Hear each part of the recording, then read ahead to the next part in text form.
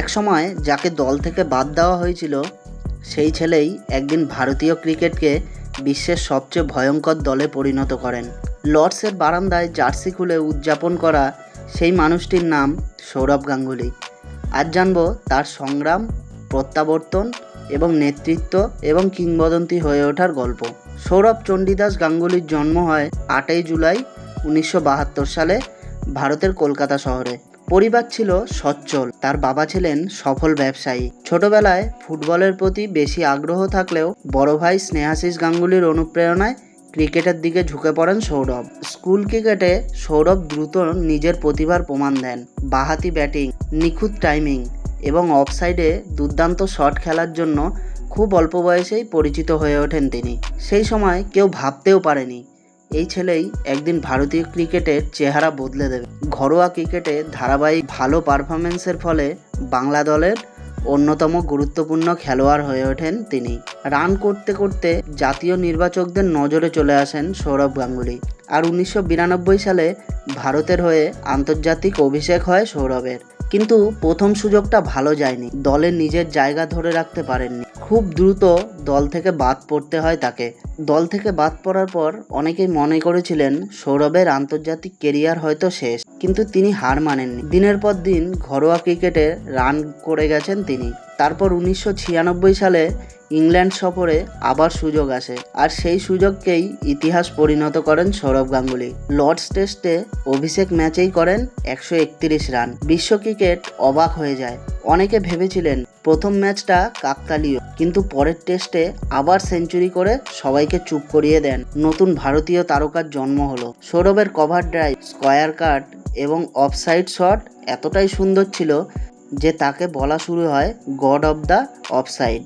বিশ্বের সেরা বাঁহাতি ব্যাটারদের একজন হিসেবে প্রতিষ্ঠিত হন। তারপর সচিন টেন্ডুলকার এবং সৌরভ গাঙ্গুলি মিলে ওডিআই ক্রিকেটের অন্যতম সেরা ওপেনিং জুটি গড়ে তোলেন। তাদের পার্টনারশিপ ভারতের জন্য অসংখ্য ম্যাচ জিতিয়েছে। আর 2000 সালে ভারতীয় ক্রিকেট কঠিন সংকটে পড়ে। ম্যাচ ফিক্সিং বিতর্কে দলের ভাবমূর্তি ক্ষতিগ্রস্ত হয়।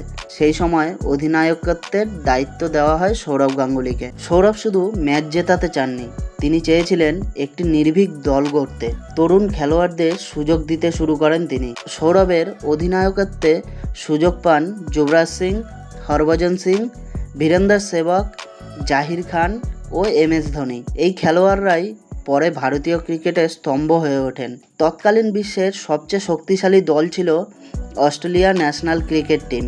সৌরভ প্রথম ভারতীয় অধিনায়ক যিনি তাদের চোখে চোখ রেখে লড়াই করেন।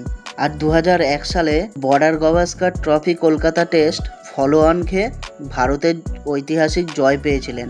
তার পেছনে সৌরভের নেতৃত্ব ছিল অসাধারণ। এই ম্যাচ ভারতীয় ক্রিকেটের মোড় ঘুরিয়ে দেয়, আর ইংল্যান্ডকে হারিয়ে ভারত জয় পায়। এরপর লর্ডসের ব্যালকনিতে জার্সি খুলে উদযাপন করেন সৌরভ। সেই দৃশ্য আজও ক্রিকেট ইতিহাসকে অন্যতম বিখ্যাত মুহূর্ত বলে মনে করিয়ে রেখেছে। সৌরভের নেতৃত্বে ভারত পৌঁছে যায় বিশ্বকাপ ফাইনালে।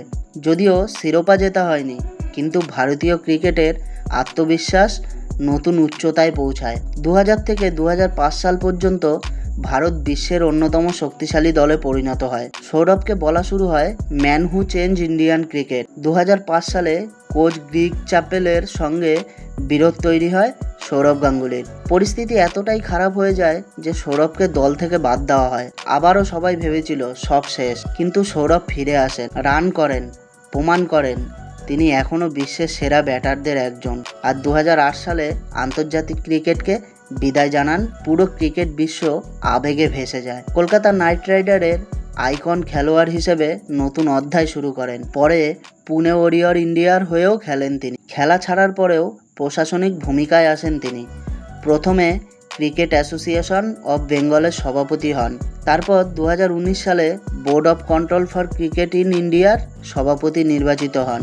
ভারতীয় ক্রিকেটে বিভিন্ন সংস্কারমূলক উদ্যোগ নেন তিনি। টিভি শো, ক্রিকেট বিশ্লেষণ এবং জনসেবামূলক কর্মকাণ্ডের মাধ্যমে জনপ্রিয়তা আরও বাড়ে।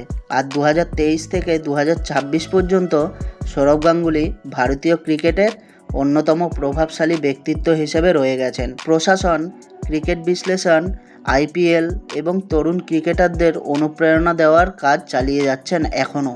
দল থেকে বাদ পড়া এক ক্রিকেটার, লর্ডসে ইতিহাস লেখা এক ব্যাটসম্যান, ভারতীয় ক্রিকেটকে বদলে দেওয়া এক অধিনায়ক এবং কোটি কোটি মানুষের প্রিয় দাদা। সৌরভ গাঙ্গুলির গল্প শুধু ক্রিকেটের গল্প নয়, এটা আত্মবিশ্বাস, নেতৃত্ব এবং কখনো হার না মানার গল্প। যদি সৌরভ গাঙ্গুলি না থাকতেন তাহলে আধুনিক ভারতীয় ক্রিকেটও হয়তো আজকের মতো হতো না। তাই কমেন্টে অবশ্যই লিখে যাবেন লর্ডসে দাদার জার্সি ঘোরানোটা আপনাদের কেমন লেগেছিল। আর ভিডিওটি ভালো লাগলে একটি লাইক করে ভিডিওটি শেয়ার করে চ্যানেলটিকে সাবস্ক্রাইব করে দেবেন।